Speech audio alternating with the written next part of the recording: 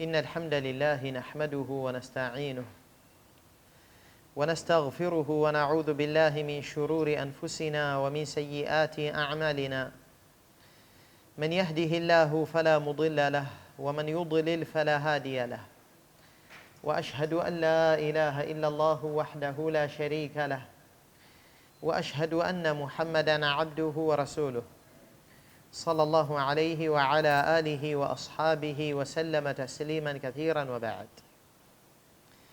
Ndugu zangu, wanawake wa kisahaba radhiyallahu anhum walikuwa ni wepesi katika kuikimbilia amri ya Allah subhanahu wa ta'ala, na ndio maana sitara kwao ilienea na ilichukua nafasi, na ni katika amri nzito juu ya mwanamke jambo la stara. Unaweza ukamkuta anafunga Jumatatu, anafunga Alhamis, lakini stara inampita, ilhali ya kuwa ndani ya stara kuna kheri kubwa katika jamii na maafa makubwa yataondoka katika jamii kwa sababu ya atasatur, na kwa sababu ni jambo muhimu la stara, basi Allahu jalla wa ala amelizungumza katika Al-Qur'anul Karim. Na wanawake walikuwa wakisifiwa zama za Mtume sallallahu alayhi wasallam kwa sifa yao ya kukimbilia amri ya Allah azza wa jalla na kuwahi kuitekeleza, kwa sababu mwanamke kullama kanat atwa kanat ahab ila almutaa, kila anapokuwa mtiifu zaidi anapendeza zaidi kwa mtiiwa. Mke atakuwa mwema mzuri mbele ya mume akijipamba na sifa ya utiifu, na kama wake wenza, basi aliyemtiifu zaidi anapendeza zaidi. Basi hivyo hivyo mja mbele ya Allah subhanahu wa ta'ala. Na mwanamke kwa sifa yake ya ulaini alioumbiwa nayo na uoga pia, basi alitakiwa aogope zaidi adhabu za Allah subhanahu wa ta'ala. Wanawake wao kwa wao walikuwa wakiwasifu wale wanawake wenzi wao waliojipamba na sifa ya stara na kheri na ubora katika jamii. Ibn Hajar katika Fathul Bari ametaja riwaya Ibn Abi Hatim, ambayo riwaya hii Safia ameipokea radhiyallahu anha.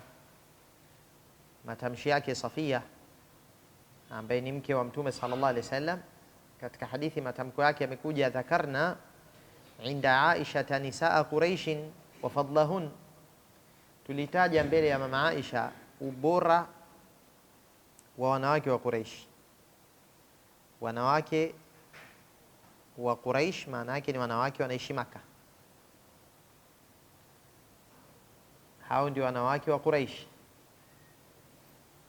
ambapo walipatikana ndani yao muhajirat waliohama kuelekea Madina. Wanawake ni wema Waislamu, mpaka inatokea kwamba wake wa Mtume sallallahu alaihi wasallam, au anatokea mtu katika wake wa Mtume sallallahu alaihi wasallam anawasifu. Sasa anasema tuliwataja mbele ya mama Aisha nisaa Quraish wa fadlahun, wanawake wa Quraish na ule ubora wao.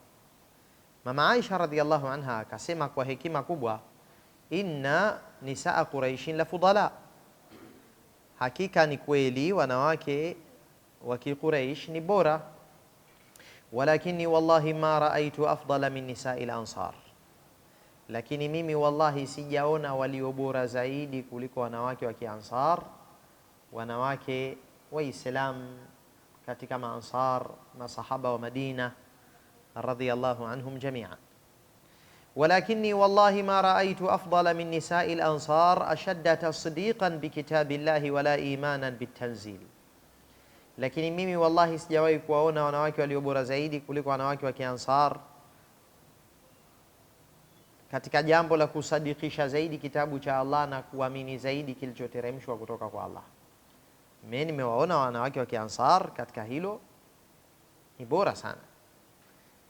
Akasema laqad unzilat suratun nur, imeteremshwa suratun nur, ndani yake mna aya inasema waliyadribna bikhumurihinna ala juyubihin, wanawake wafunike kwa shungi zao mpaka katika juyub.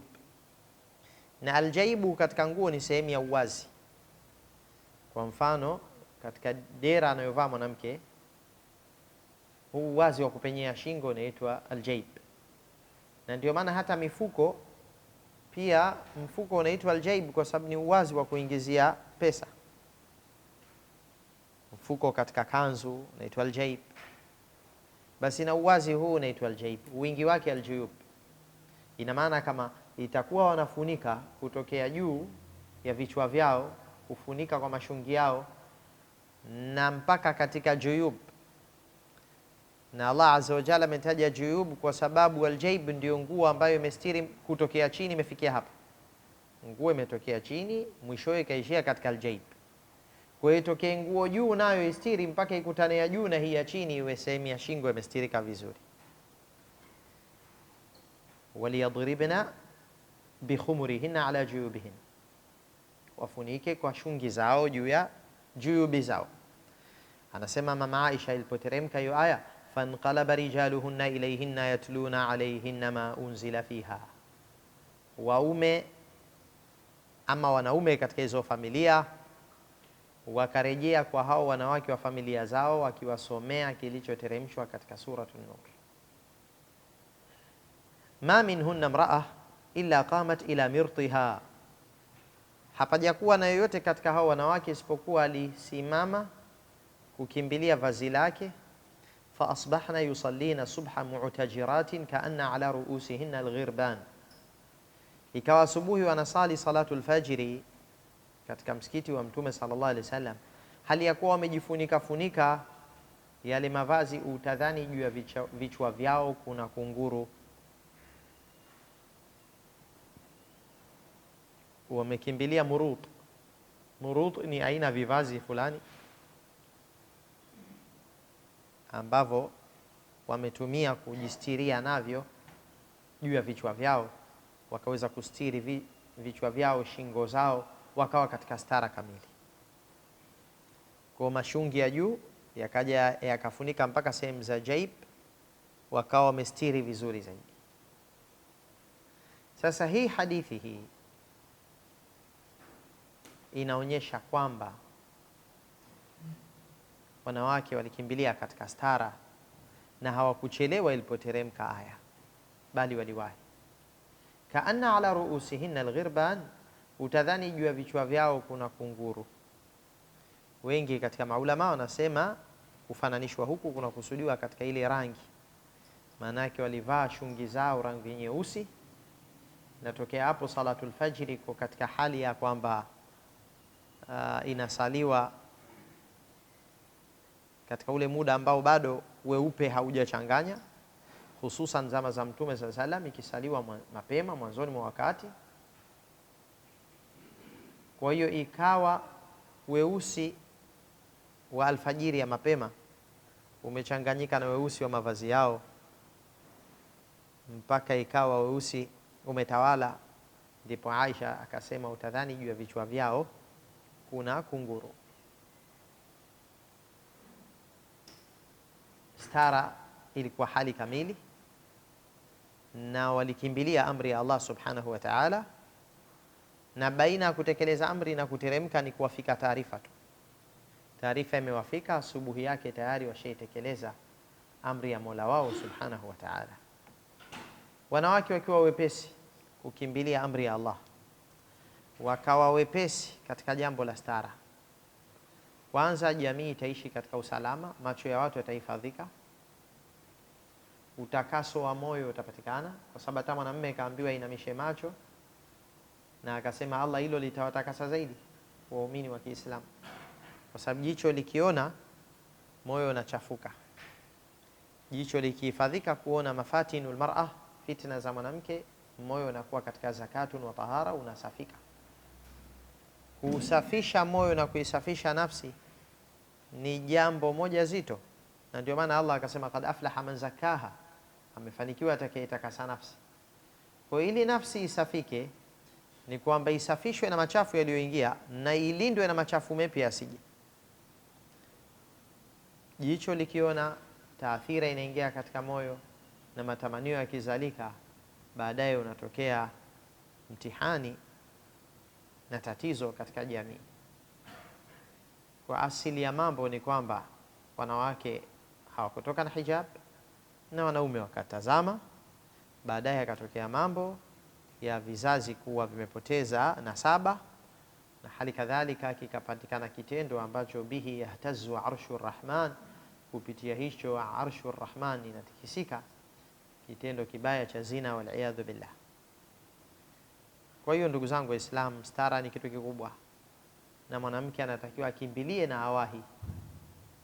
Na ikiwa kina Safia waliwasifu wanawake wa Quraysh kwa sifa yao nzuri na fadhila zao na ubora wao ikiwemo stara yao, mama Aisha radhiallahu anha naye akaonyesha ubora wa wanawake wa Kiansar.